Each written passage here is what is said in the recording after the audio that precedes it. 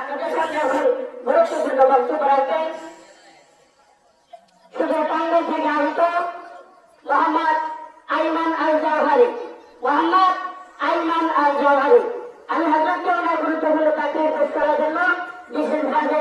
আহ্বান করছি।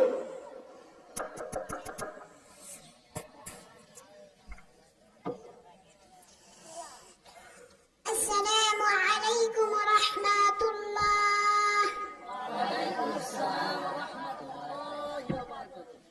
আপনারা কেমন আছেন? আলহামদুলিল্লাহ, আপনি কেমন আছেন?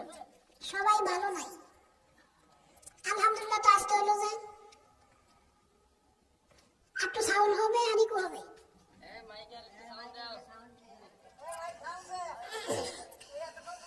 কেউ এদিক সেদিক ঘোরাফেরা করবেন না, এদিক সেদিক তাকাবেন না। আর মিডিয়ার বাইরে আপনাদের কাজ যেটা, ক্যামেরা চালু করে আপনারা বসে যান।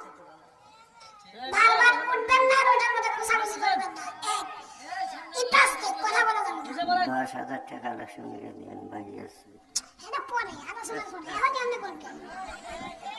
এরা হলে ধর দিব না, কেউ কথা বলেন না। মিডিয়ার বাইরে আমার ভিডিও করার পরে কাট শট করা যাবে না, ঠিক আছে? ইনশাআল্লাহ। ইন্নাল হামদুলিল্লাহ নাহমাদুহু ওয়া নাস্তাঈনুহু ওয়া নাস্তাগফিরুহু ওয়া নু'মিনু বিহি ওয়া নাতাওয়াক্কালু আলাইহি ওয়া নাউযু বিল্লাহি মিন শুরুরি আনফুসিনা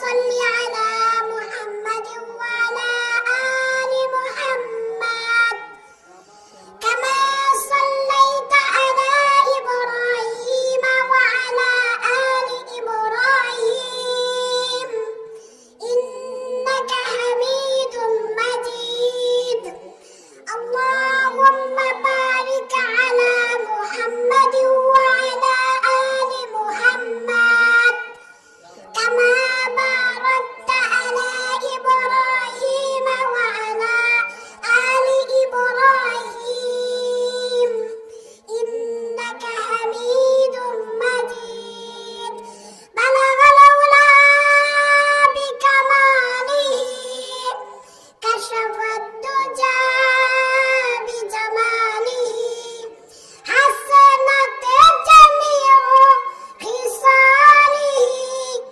صلوا عليه وعليه لا إله জোরে বলুন লা ইলাহা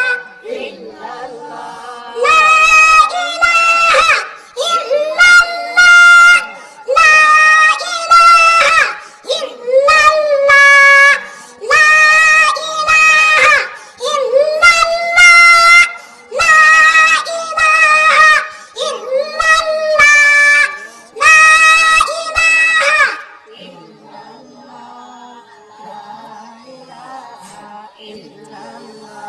চারদিকে আছে আল্লাহর ভাই আল্লাহ আল্লাহ সব সময় আহারে নিদেরা ভালো লাগে না আহারে নিদেরা ভালো লাগে না ভালো লাগে শুধু ইল্লাল্লাহ লা ইলাহা ইল্লাল্লাহ লা ইলাহা ইল্লাল্লাহ লা ইলাহা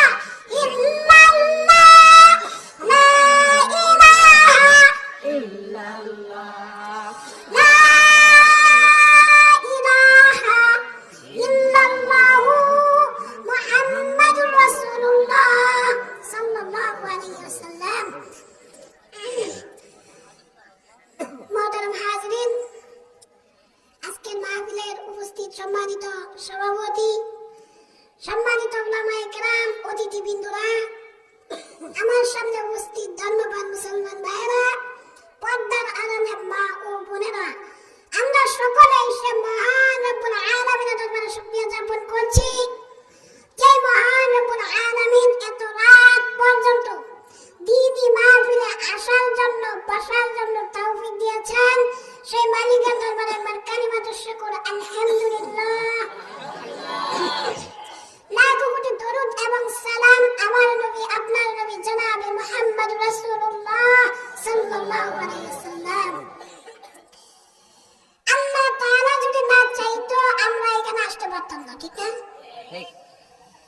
ওই আল্লাহ তাআলা এত দামি একটা হায়াত দিল এত দামি একটা সময় দিল দুনিয়াতে যত সময় আছে তার মধ্য থেকে দ্বীনি মাহফিলে সময় দেওয়া এটা একটা বড় সময় এই সময় চাইতে দামি সময় দুনিয়ার কোনো সময় হইতে পারে না বর্তমানে আপনারা দামি সময় দিতেছেন দামি সময় এই দামি সময়ের ওজন আমি আর আপনি যদি মাপতে যাই আল্লাহ পাক সাধারণ উদাহরণ দিয়ে বলে 10 দুনিয়ার সমান হবে এটা সাধারণ তাহলে আমরা আল্লাহ তাআলার মেহমান দামি না মূল্যহীন দামি মেহমান ঠিক না আল্লাহ তাআলার ইবাদত যারা করে আল্লাহ বলে আমি তাদেরকে আমার মতো সম্মান দান করি এর কারণ যারা আল্লাহ তাআলার ইবাদত করে তারা যত নিচেই থাকুক না কেন তাদেরকে আল্লাহ তাআলা আস্তে আস্তে দেখবেন উপরে তুলে ফেলে ঠিক না তাই যদি না হইতো আজকে আমি আইমান আল জাওহারি এই স্টেজে থাকতাম না এটা মালিকের বড় রহমত আপনাদেরকে বলতে চাই আপনারা যারা নামাজ পড়েন না আল্লাহ যদি চায় শ্বাস বের হইছে ঢুকবে না এটা কি পারবে কিনা পারে আলোচনা বুঝে না আপনারা কি আলোচনা বুঝতেছেন আমি ওই করি না। 2 নাম্বার গুরুস্থানে ওয়াজ করি না। কোথায়? কয় জায়গায়? 2 জায়গায়। আপনারা যদি চেতন থাকেন আমার সাথে জবাব দিতে হবে। রাজি আছেন তো ইনশাআল্লাহ? তাহলে আমাদের টার্গেট হলো প্রথমে আল্লাহর ইবাদত করব, ঠিক না? আল্লাহ তাআলার ইবাদত করতে হবে। 2 নাম্বার হলো রাসূলের সুন্নাহ মোতাবেক জীবন চালাতে হবে। এখানে অনেকেই আছেন রাসূলের উম্মত বলে দাবি করবেন কিন্তু মাথার মধ্যে সুন্নতি নামাজ নাই। আছে না নাই? মাথার মধ্যে নেইমার কারিং, তারপরে মেসি কারিং দিয়ে ঘুরে বেড়ায়, এরকম যুবক আছে না নাই? সিরা প্যান্ট পরে, যেই প্যান্ট আমার ঘরে প্যান্ট দিব সাথে টাকাও দিব, নিব না। কি করেন আপনারা? আপনারা নিবেন? এই সমস্ত প্যান্ট পয়রা আজকালকার যুবকেরা রাস্তাটা বেড়ায় বেড়ার মতো লজ্জাস্থান দেখায়। আছে না নাই? ওই লজ্জাস্থান দেখে মাঝখানে দেয় নাকি? সতরই তো লজ্জাস্থান, ঠিক না? তা হাঁটুর উপরে যদি সিরা থাকে আপনার সতর খোলা, এই অবস্থায় আপনি মারা গেলে ইমানদার না বেঈমান? আর বেঈমানের স্থান হলো জাহান্নাম, এতে কোনো সন্দেহ নাই। আল্লাহ তাআলার ইবাদত করব আজকে থেকে ইনশাআল্লাহ। আল্লাহ যদি চায় আমাদেরকে নিমিষের মধ্যেই তুফান করে দিতে পারে, কিন্তু আল্লাহ করবে না। কারণ আল্লাহ একটা রাস্তা খোলা রাখছে যে তুই হাজার ভুল করবি, কিন্তু আমি আল্লাহ তোকে সহজেই শাস্তি দিব না, কারণ তোকে একটা রাস্তা দেখিয়ে দিয়েছি তাওবা করা।